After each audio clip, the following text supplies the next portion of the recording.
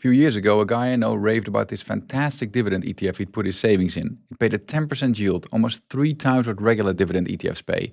When I looked into it, I soon found out this ETF targeted the 100 global companies paying the highest dividends, which sounds great, but is actually a major red flag. Sure enough, a few months later, the fund collapsed and he lost nearly half his money. That ETF was the Global X Super Dividend, SDIF, and it's a textbook example of what dividend investors call a yield trap, a fund that lures you in with an enticing payout but quietly destroys your invested capital. In this video, I'll show you how to avoid yield traps like this one, how to build a solid dividend portfolio that pays you $500 a month, and how much you actually need to invest yourself to get there.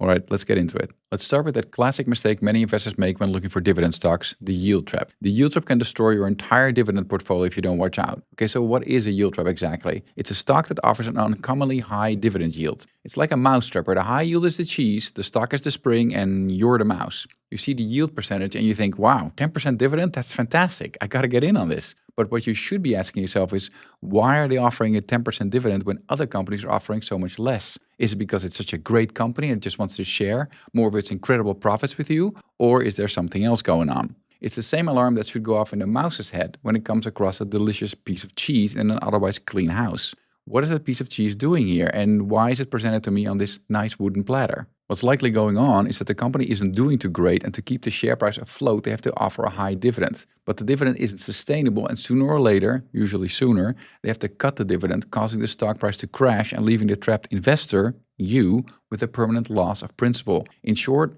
when a dividend yield seems too good to be true, it usually is. So don't focus too much on the dividend yield. The most important thing about dividend stocks is not how much they're paying, but how long they've been paying. That may seem counterintuitive. I mean, you're looking for yield after all, but you also want that yield to be stable and sustainable and to be paid year after year, decade after decade. You definitely don't want a company to inflate their stock price by paying an unsustainable dividend. So what kind of dividend stocks should you be looking for? Well, like I said, the most important factor isn't how much they're paying, it's how long and how consistently they've been paying. You want companies that are financially healthy and will likely stay healthy for years to come. Companies that have been paying dividends for years and years and raise their dividends year after year. Like Coca-Cola, for instance, which has paid dividend uninterrupted since 1920 and has raised its dividend every year since the early 1960s. Companies that have raised their dividends every year for at least 50 consecutive years are called dividend kings. Companies that have done this for 25 consecutive years are called dividend aristocrats. Those kind of companies are the bread and butter of every healthy dividend portfolio. There are several ways you can build a healthy dividend portfolio.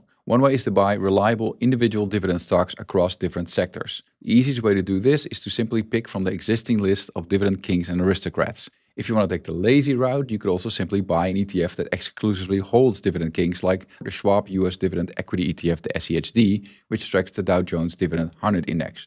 I actually own SCHD myself. Now, if you invest $100,000 in just the SCHD and you automatically reinvest the dividends, that portfolio will grow into a monster amount over 30 years. I actually did a video on that too. There's a link in the description. If you want to build a dividend portfolio that can deliver a higher yield, you can also create a layered income portfolio. This is a portfolio that consists of 3 different dividend stock layers from lower risk, lower yield to higher risk, higher yield. A layered portfolio requires a little more monitoring, and a higher yield is obviously not guaranteed, but it can produce better results over time. Let's look at a typical layered portfolio. By the way, I'm focusing on ETFs for this portfolio, but if you want, you can of course also build this portfolio around individual stocks. The first layer of the layered income portfolio is also your biggest and most important layer. It has your core holdings that provide stability and consistent growth. This layer ensures your income grows faster than inflation and that your capital doesn't erode. It's your foundation. The foundation typically makes up 40 to 50% of your portfolio. Great ETF choices for this layer are the aforementioned SCHD, the Vanguard Dividend Appreciation ETF, the VIG, and BlackRock's Core Dividend Growth ETF, the DGRO. Dividend yields in this layer are usually between 1.5% and 3.5%. The second layer is your builder. This layer does the heavy lifting for your income. The assets in this layer don't appreciate much, but they do give you a reliable yield of between 4 to 8%. Typical allocation for this layer is about 30 to 40%. Great ETF choices for the second layer are the JP Morgan Equity Premium Income ETF, the Vanguard High Dividend Yield ETF, and the Vanguard Real Estate ETF, which gives you exposure to REITs or real estate investment trusts. The third layer is your accelerator. This is the turbo button. It can provide massive yields from 9% upwards to 50% and above, but that higher yield comes with a high risk of capital erosion. The idea here is to use this layer to boost your average yield, but understand that the stock price of the assets in this layer might very well drop over time. That's why typical allocation is usually between 10 to 20% max, but I would keep it close to 10%. Popular choices for this layer include the JP Morgan Nasdaq Equity Premium ETF, JEPQ, a tech-focused covered calls ETF, the VanEck BDC Income ETF, which invests in business development companies, and yield-max ETFs like the NVDY, which focus on ultra-high yield option strategies on single stocks.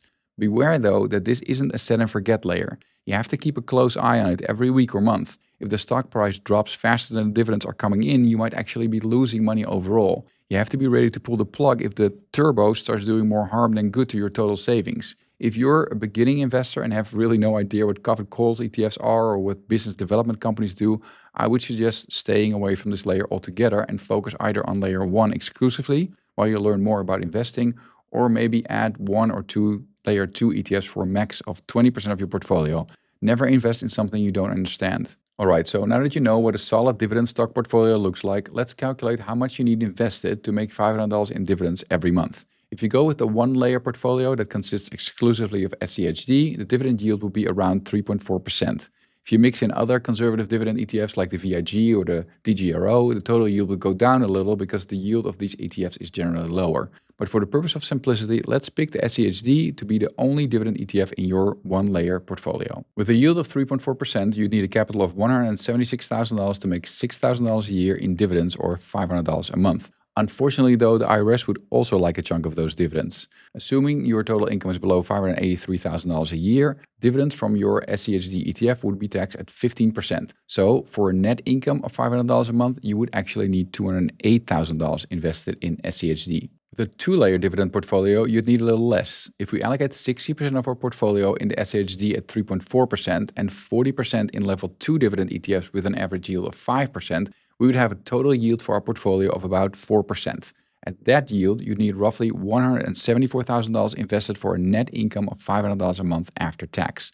If we go one step further and allocate 10% of our portfolio to the turbo dividend ETFs of layer 3, the yield would rise to 4.75% and the total capital we need after tax would decline to $148,000. But bear in mind that this accelerator comes with added risk. In my opinion, sticking to the layer 2 portfolio is a good compromise between risk and yield. This means you'd need $174,000 to get to that $500 a month net income. Now, unless you just got an inheritance or sold your house at a profit and decided to go rent for the foreseeable future, you probably don't have $174,000 just lying around somewhere. But that doesn't mean you can't get there. Based on a conservative estimate of an average 10% annual return, including the reinvestment of dividends, you'd need to invest $850 a month for 10 years to get to $174,000.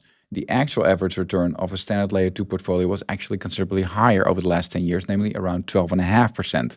But I'm using the more conservative number because I'd rather have you plan for less and be pleasantly surprised than, the other way around.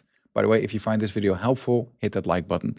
Helps get the video to other people who are also trying to build a dividend portfolio, and it also helps me grow the channel so I can keep making more of these videos. So you'd basically do 2 good deeds with just 1 click. All right, let's get back to it. Okay, so you need to invest $850 a month for 10 years. But if you invest it the smart way, you don't actually have to invest that $850 out of pocket. The smart way is to invest it in a tax advantage account. Invest it in your 401k, for instance, and you can deduct 22% in federal income taxes and possibly also state taxes, depending on which state you live in. 22% of $850 is $187. So with the federal income tax deduction alone, that $850 would shrink to $663 a month. And it could be even less if you live in an expensive state like New York or California, which have high state income taxes, or if your employer contributes more to your 401k. But it gets even better than that, because if you don't touch that $174,000 for another 20 years and just automatically reinvest those dividends, it would grow into nearly $1.2 million. Let that sink in for a moment. All right, so a lot of numbers, and I imagine you're pretty overwhelmed right now. I'm a little overwhelmed myself, to be honest. But forget about those numbers for a moment. Just think about what you want to do. You want to build a dividend portfolio. That's probably why you clicked this video. So just start building. Don't think about how long it's going to take you or how much you have to put in. Just start. That's the most important part of building a solid dividend portfolio, that you start. The long-term goal is a dividend income of $500 a month, but that's not today's goal. Today's goal is just to start the snowball. It starts small, but that's okay.